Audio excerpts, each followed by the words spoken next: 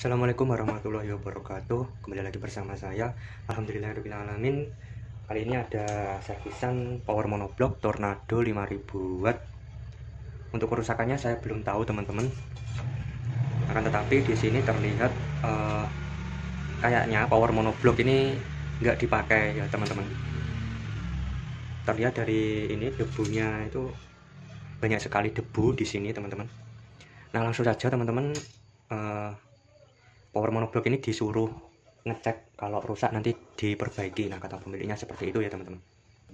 Oke teman-teman, langsung saja kita ambil kawat atau kabel segini teman-teman, kecil juga nggak apa-apa. Ini gunanya untuk menjumper antara rem dan B+ ya, untuk mengetahui, untuk meng-on-kan langsung tanpa head unit teman-teman.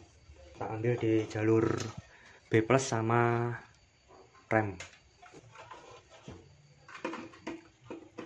Ini kalau disambung antara B+ sama rem, kalau disambung seharusnya lampu indikator nyala ya teman-teman. Lampu indikator nyala hijau, kan tetap kalau bermasalah lampu merah akan menyala protek teman-teman. Oke, untuk sumber tegangan saya pakai adaptor 5 ampere. Nah di sana ini untuk adaptor 5 ampere 12 volt ya teman-teman. Tentunya tegangannya di 12 volt. Oke, nah di sini sudah tegangan berada di 12,3. Teman-teman, 12,3 kelihatan enggak? Nah, di sini 12,3. Yang hitam kita tancapin ke ground. Kabel adaptor yang warna merah kita kasih ke positif atau B+ ya teman-teman. Oke, di sini perhatikan tegangan 12 volt, sumber daya tidak drop teman-teman. Untuk tegangan adaptor ditancapin ke B+, ternyata 11,7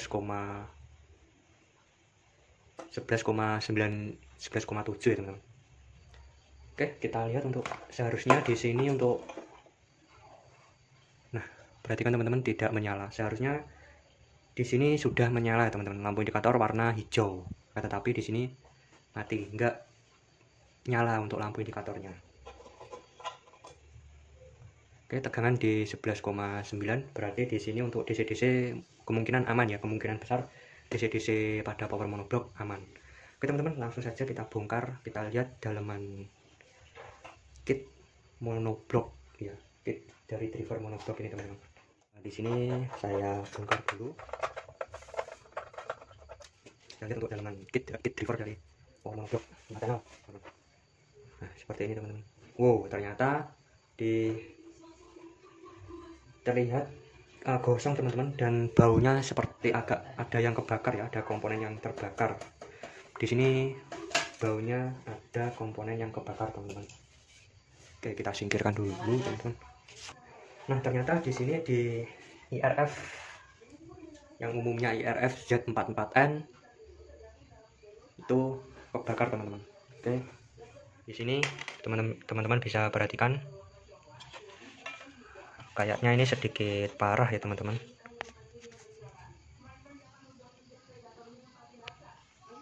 Jadi teman-teman perhatikan terlebih dahulu, di sini ada resistor yang gosong, ukuran 100 ohm gosong. Ini juga sama, ukuran 100 ohm gosong.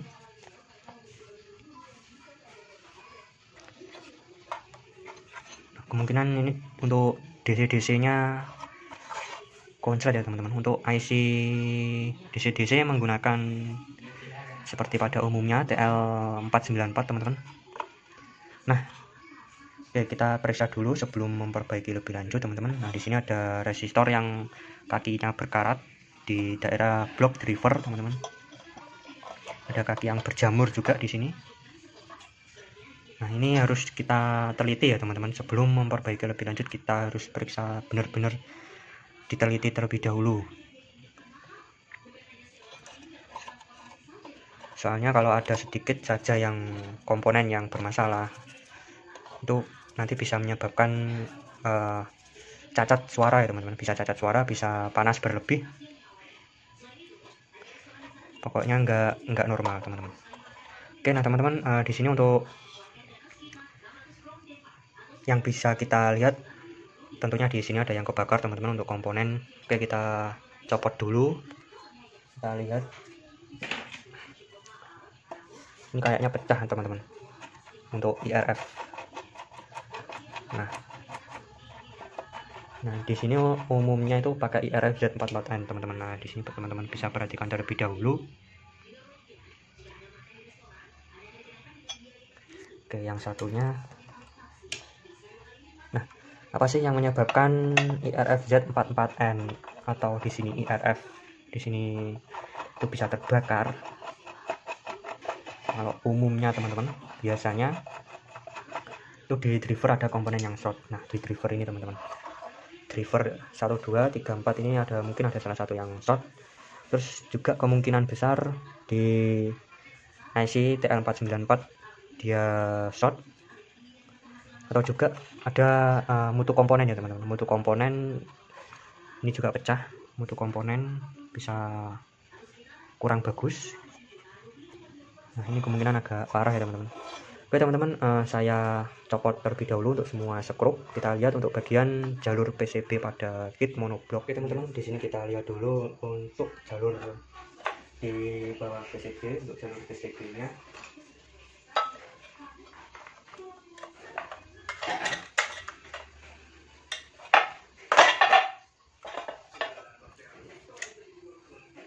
Teman-teman bisa perhatikan terlebih dahulu di bagian sini terlihat terbakar ya teman-teman, terlihat gosong.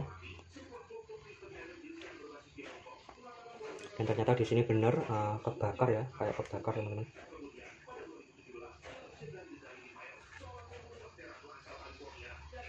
Untuk jalur PCB di lainnya, di driver, di blok input normal. Terus untuk di DC-DC juga normal ya. Yang terbakar di bagian ininya IRF parah teman-teman. Nah ini untuk komponen IRF-nya terbakar. Oke teman-teman, di sini dikarenakan saya belum ada stok untuk IRF, kemungkinan saya lanjut besok untuk perbaiki driver ini, perbaiki kit monoblok ini ya teman-teman. Belum punya stoknya. Nah di sini seharusnya ada diode ya teman-teman, akan tapi untuk diode di sini tidak dipasang teman-teman. Bisa perhatikan di sini ada simbol diode. Nah simbol diode di sini kalau menurut saya ini sangat penting ya teman-teman. Soalnya kalau salah pemasangan itu bisa diamankan dari diode ini. Tetapi kalau diode ini dilepas terus kita salah pasang, misalnya ground kita kasih plus dan plus kita kasih ground, ininya bisa rusak ya teman-teman, bisa short untuk DC-DC-nya. Nah ini mungkin juga sangat penting, ini nanti coba saya akan carikan untuk diodenya teman-teman. Ini buat pengaman teman-teman, kalau nggak dipasang, kalau ini nggak dipasang ya nggak apa-apa sih teman-teman. Tapi kalau ada salah pemasangan di sini, ground dikasih ke plus, plus dikasih ke ground, ya ini akibatnya seperti ini teman-teman, bisa jadi kebakar. Nah oke teman-teman, tentunya di sini saya akan lepas semua komponen yang pecah dan short, dan besok saya akan carikan gantinya yang baru ya teman-teman. Oke, yang pasti itu dulu teman-teman. Oke, saya lanjut dulu untuk perbaikan kit monoblok. Kit monoblok Tornado 5000 watt teman-teman. Oke. Oh ya, besok saya akan reviewkan untuk hasil pengerjaannya ya teman-teman. Nah, ini Tornado 5000 watt. Assalamualaikum warahmatullahi wabarakatuh. Oke teman-teman, kita lanjutkan lagi perbaikan power monoblok yang kemarin ya teman-teman. Oke, di sini teman-teman untuk power monoblok sudah saya ganti. Yang IRF Z44 kemarin terbakar sudah saya ganti dengan yang baru. Sekaligus juga ada resistor yang kebakar nilainya 100 ohm, sudah saya ganti semua ya. Ini ada resistor 220 ohm yang kebakar kemarin teman-teman.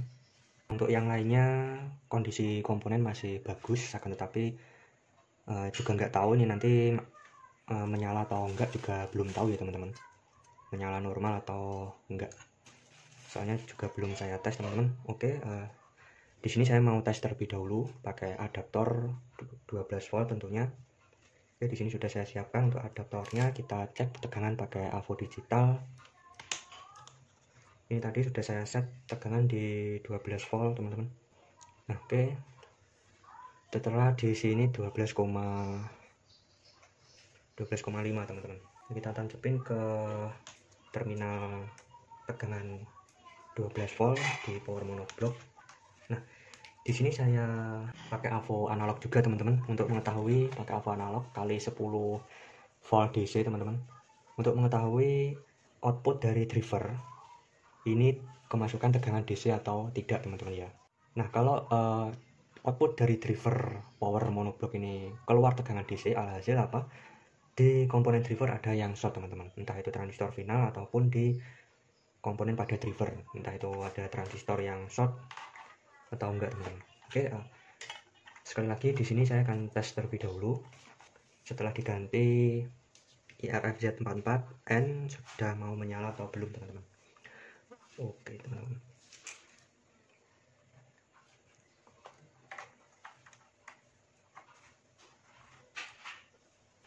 tertera tegangan di 12 volt teman-teman. Oke, kita tancapin ke terminal di sini, kita lihat, dan alhamdulillah teman-teman, power monoblock sudah menyala lampu indikatornya. Coba saya akan ini dekatkan ke lampu indikator untuk ke kamera ya teman-teman.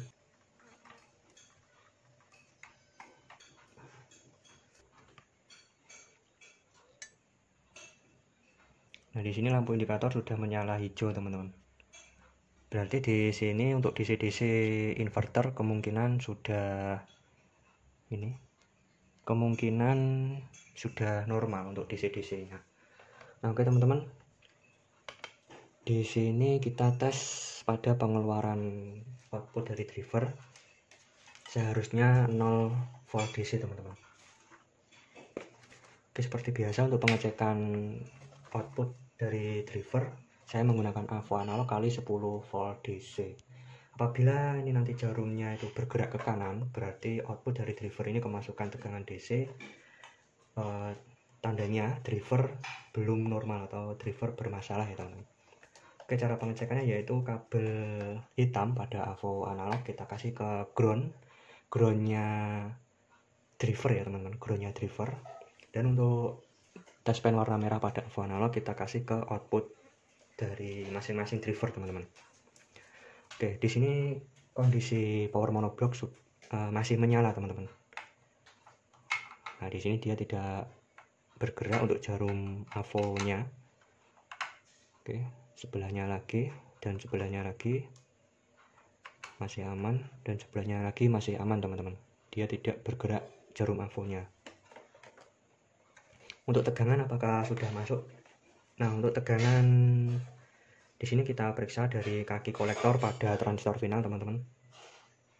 Nah, di sini sudah masuk ya, untuk tegangan min sudah masuk dari DC-DC ke driver. Nah, di sini sudah masuk. Nah, di sini kemungkinan di 20 VDC teman-teman. Oke, kita pakai Avo digital biar lebih enak ya teman-teman. Oke, kita kembali lagi untuk mengecek tegangan output dari DC-DC inverter pada power monoblock teman-teman. Oke, kaki kolektor ini, kaki kolektor pada transistor final di driver itu menunjukkan tegangan min 22. Seharusnya plusnya nanti juga plus 22 ya teman-teman. Nah, di sini sudah normal, keluar tegangan di 22 ya teman-teman.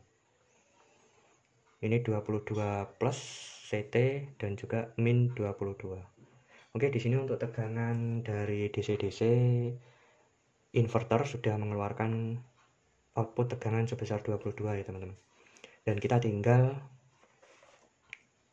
mengetes suaranya, apakah suaranya serak, apakah suaranya itu cacat, atau suaranya langsung normal ya teman-teman.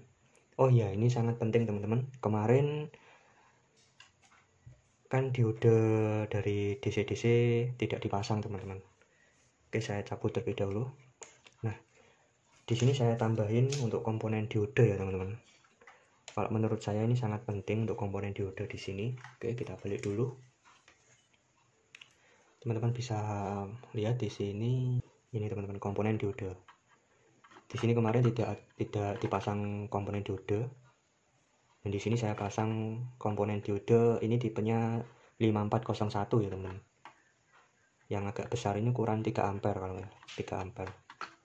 Nah, ini fungsinya yaitu kalau semisal kita salah tancepin B+, kita kasih ground kita kasih B+, itu ini nanti akan bekerja ya teman-teman. Jadi nggak sampai rusak di komponen yang lainnya. Oke teman-teman, saya akan tes untuk suaranya terlebih dahulu ya. Apakah suaranya serak atau langsung normal. Mudah-mudahan suaranya langsung normal ya teman-teman. Sekarang kita tes teman-teman. Di sini saya pakai tegangan 12 volt dari adaptor, dan sumber input suara saya pakai modul MP3 ya teman-teman. Dan untuk speakernya saya pakai speaker 6 inch. Ini untuk mengetes suaranya apakah langsung normal atau enggak ya teman-teman.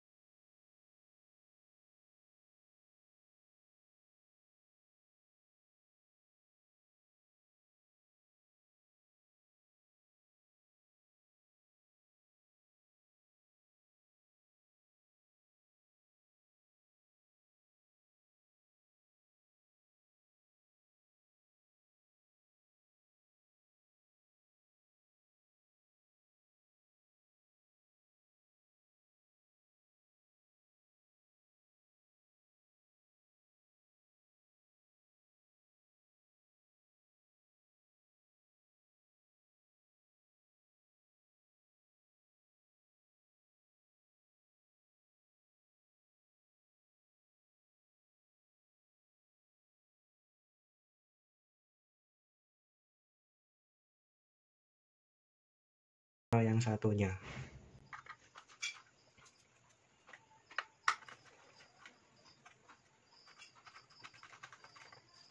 Oke, kita pasang kembali tegangan di 12,7.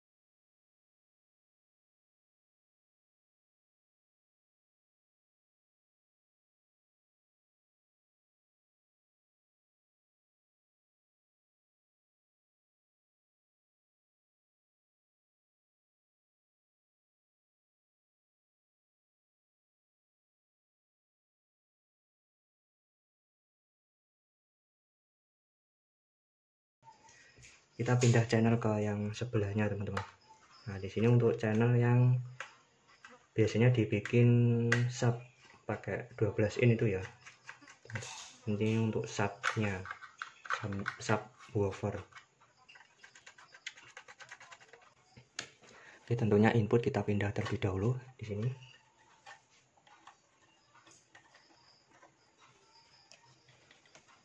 Oke, tegangan di 12,7 sumber tegangan kita. Nah, teman-teman bisa dengar di sini untuk suara vokalnya itu ambles ya teman-teman, nggak terdengar untuk suara vokalnya. Yang terdengar hanya suara bass atau nada rendah.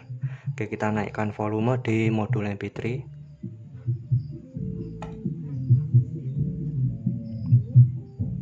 Nah, bisa terdengar teman-teman. Saya arahkan ke sini untuk salonnya.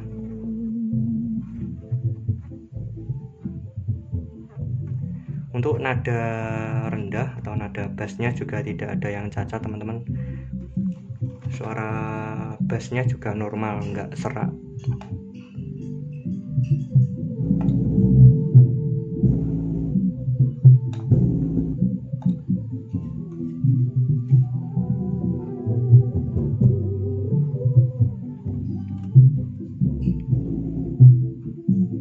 Dan di sini untuk ERF Z44N tidak terasa panas teman-teman.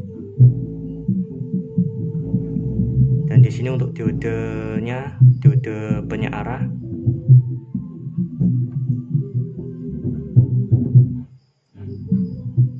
Dan yang terasa panas adalah di transistor final ya teman-teman.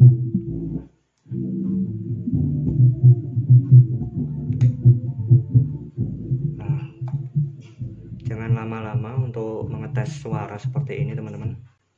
Karena kalau nggak dipasang ke pendingin, ke boxnya itu nanti transistor panas, akibatnya akan short teman-teman. Nah, oke teman-teman, di sini sudah selesai ya untuk perbaikan power monoblock yang kemarin Tornado 5000 watt. Nah, ini Tornado 5000 watt. Nah, kemarin IRF Z44N yang terbakar dan juga ada beberapa resistor senilai 100 ohm dan 220 ohm yang kebakar sudah saya ganti. Setelah penggantian IRF Z44N, ternyata suara langsung normal ya teman-teman.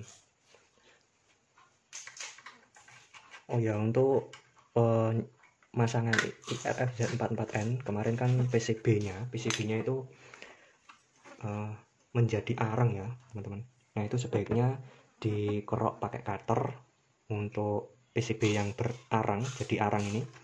Karena apa? Kalau jadi arang ini bisa menyebabkan konslet ya teman-teman. Nah, jadi seperti ini, lebih baik dikerok. Dan untuk kakinya, kaki IRF Z44N ini saya taruh di depannya supaya biar nggak terjadi konslet ya teman-teman. Nah, oke teman-teman, itu saja untuk perbaikan power monoblock dan Tornado 5000 watt. Oke, semoga videonya ini bermanfaat ya teman-teman. Dan untuk power monoblock ini tinggal merakit ke wadahnya, tinggal merakit ke boxnya, sudah selesai teman-teman. Nah, ini dia boxnya. Oke teman-teman, video ini saya akhiri dulu, semoga bermanfaat dan terima kasih. Nah, oke, sebelum mungkin saya tutup videonya, di sini sudah saya rapiin untuk power monoblock Tornado 5000 watt AB480. Nah, oke teman-teman, di sini sudah selesai ya untuk perbaikan power monoblock Tornado 5000 watt AB480. Tegangan 12 volt. Untuk vokal saya bridge.